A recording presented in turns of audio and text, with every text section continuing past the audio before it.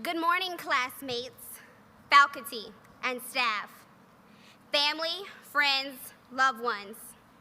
My name is Joy Simeon, and it has been an honor to serve as the Vice President of the senior class of 2015. I am here today to introduce a very important person, our 2015 commencement speaker. It would be an understatement to say that many of us are enthralled, and yes, even enamored with our speaker today. A native of Mount Vernon, New York, Denzel Washington is one of the most versatile actors in the industry. The eldest of 3 children born to a Pentecostal minister and beauty shop owner.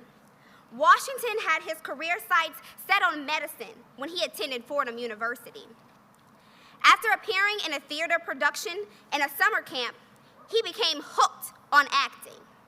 Upon graduation from Fordham, Washington was accepted into San Francisco's prestigious American Conservatory Theater. He began his professional theater career in New York and was discovered by Hollywood in 1979. Our speaker today has appeared in more than 42 movies and theatrical productions and has been nominated for 91 awards.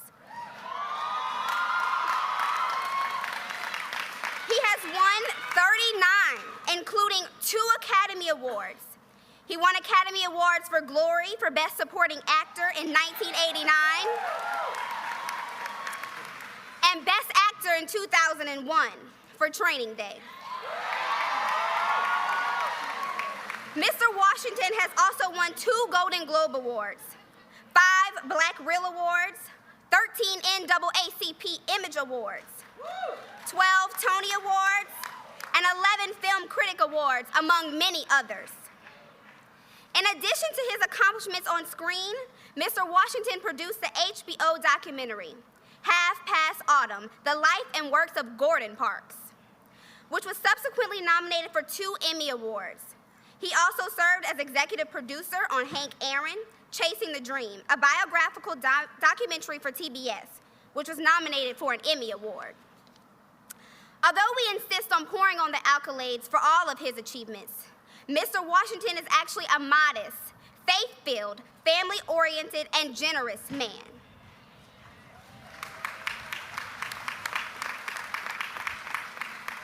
His response to all his awards has been something he was taught by his mother, and I quote, "Man gives the award and God gives the reward," end quote. Another attribute of today's speaker that some of you may not know is that he relies on his faith to deal with circumstances in his life. We at Dillard know a lot about faith. In the nearly 10 years since Hurricane Katrina devastated our campus, we've relied heavily on our faith. And we have come a long way since then. Look around you and see how beautiful we are. We have also relied on the generosity of others, including that of our speaker today. Mr. Washington has not only made a difference in the world of film, but he has made a difference right here on our campus in the lives of Dillard students by providing many scholarships to nearly a dozen students studying the humanities. Will the Denzel Washington scholars present today please stand?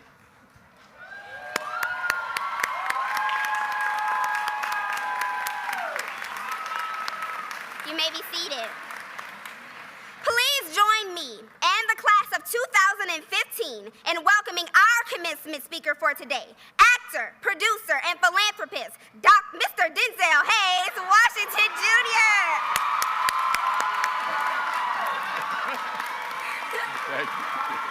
Thank you. Thank you. Thank you very much. Thank you. Thank you. Thank you. Thank you, Joy. And thank you to the choir for their beautiful selection. Thank you, Bishop, for your prayer. Mr. Jones, thank you. And thank you for inviting me, Mr. President, hip-hop president. Can you spit? Can you spit? You do a little bit? A little bit, a little Nas, a little Jigga? No, we're in Louisiana. That's right. What is it, Cash Money All-Stars? Lil Weezy. Not lollipop, though, not lollipop. But thank you for having me.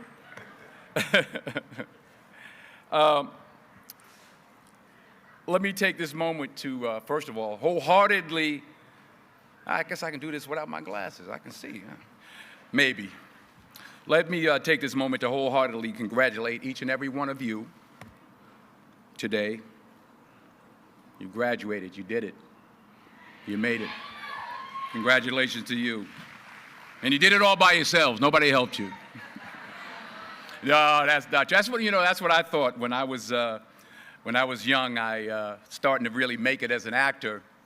I came in, I talked to my mother. I said, Ma, did you think that this was going to happen? I'd be so big and I'll be able to take care of everybody and I can do this and I can do that and I can. She said, boy, stop it right there, stop it right there, stop it right there. He said, if you only knew how many people that have been praying for you, how many prayer groups she put together, how many prayer cloths she gave me, how many times she splashed me with holy water to save my sorry behind her. She said it. She said, oh, you did it by yourself? I tell you what you can do by yourself. You can go outside, get a mop and a bucket and wash them windows. You can do that by yourself. Superstar. So I'm saying that to say I want to congratulate all the parents and friends and family and aunties and uncles and grandmothers and grandfathers and teachers and friends and enemies, all the people that helped you to get where you are today. Congratulations to you all. I'm going to tell about 2-3 stories. I'm going to keep it real short. I remember my graduation. Speaker got up there, went on forever, blah, blah, blah, blah, blah, blah, blah, blah, blah. So I'm going to keep it short. Number 1, put God first. Put God first in everything you do. Everything that you think you see in me, everything that I've accomplished, everything that you think I have, and I have a few things, everything that I have is by the grace of God. Understand that. It's a gift. 40 years ago, March 27th, 1975, it was 40 years ago, just this past March, I was flunking out of college. I had a 1.7 grade point average. I hope none of you can relate. I had a 1.7 grade point average. I was sitting in my mother's beauty shop. They still call it beauty shops now? What they call it now? Yeah, I'll sit in the beauty parlor. I was sitting in my mother's beauty parlor, and I'm looking in the mirror, and I see behind me this woman under the dryer. And every time she looked up, every time I looked up, she was looking at me, just looking me in the eye. And I didn't know who she was, and I said, she said, somebody give me a pen, give me a pencil, I have a prophecy. March 27, 1975, she said, boy, you are going to travel the world and speak to millions of people. Now, mind you, I was flunked out of college. I'm thinking about joining the Army. I didn't know what I was going to do, and she's telling me I'm going to travel the world and speak to millions of people. Well, I have traveled the world, and I have spoke to millions of people. But that's not the most important thing, the success that I had. The most important thing is that what she taught me and what she told me that day has stayed with me since. I've been protected. I've been directed. I've been corrected. I've kept God in my life, and it's kept me humble. I didn't always stick with him, but he always stuck with me. So stick with him in everything you do. If you think you want to do what you think I've done, then do what I've done and stick with God. Number 2, fail big. That's right. Fail big. Today is the beginning of the rest of your life, and it can be very frightening. It's a new world out there. It's a mean world out there, and you only live once. So do what you feel passionate about. Take chances professionally. Don't be afraid to fail. There's an old IQ test, was 9 dots, and you had to draw 5 lines with a pencil within these 9 dots without lifting the pencil. The only way to do it was to go outside the box. So don't be afraid to go outside the box. Don't be afraid to think outside the box. Don't be afraid to fail big, to dream big. But remember, dreams without goals are just dreams, and they ultimately fuel disappointment.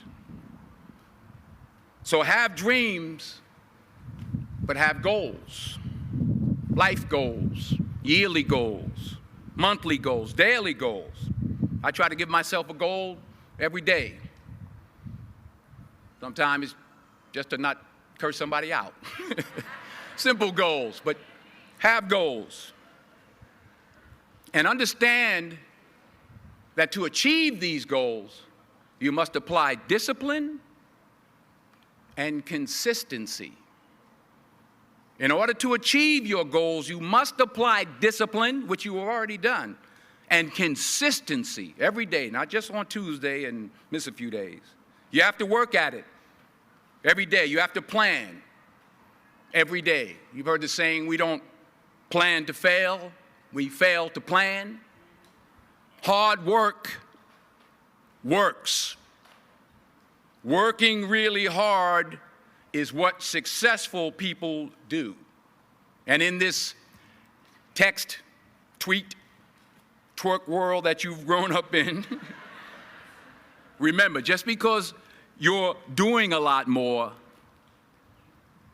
doesn't mean you're getting a lot more done.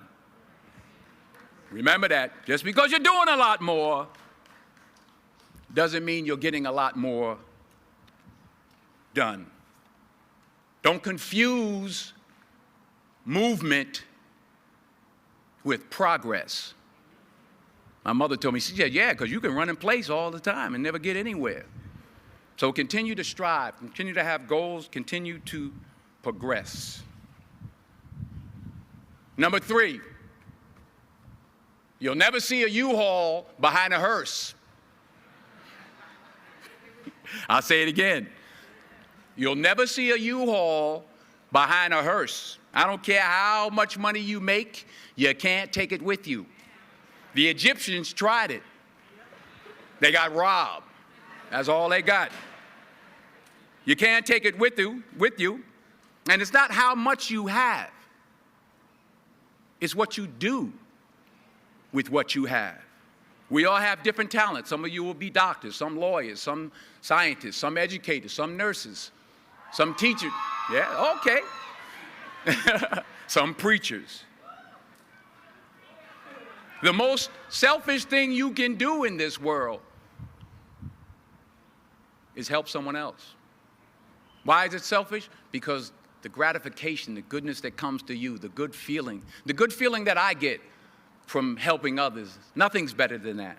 Well, one or two things, but nothing's better than that. Not jewelry, not big house I have, not the cars, but it's the joy. That's where the joy is, in helping others. That's where the success is, in helping others. Finally, I pray that you put your slippers way under the bed tonight, so that when you wake up in the morning, you have to get on your knees to reach them. And while you're down there, say thank you for grace. Thank you for mercy. Thank you for understanding. Thank you for wisdom. Thank you for parents. Thank you for love. Thank you for kindness. Thank you for humility. Thank you for peace. Thank you for prosperity. Say thank you in advance for what's already yours. It's how I live my life. That's why I am, one of the reasons why I am today.